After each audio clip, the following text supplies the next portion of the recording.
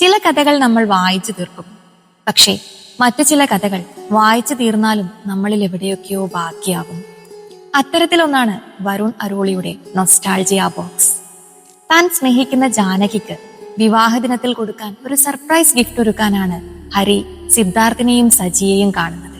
അങ്ങനെ അവരുടെ ജീവിത കഥ തന്നെ ഒരു പുസ്തകമാക്കി മനോഹരമായ കാർഡുകളും ഓർമ്മകളും ഒക്കെ ഉൾപ്പെടുത്തി സിദ്ധാർത്ഥ് ഒരുക്കുന്ന സർപ്രൈസ് ഗിഫ്റ്റാണ് നൊസ്റ്റാൾജിയ ബോക്സ്.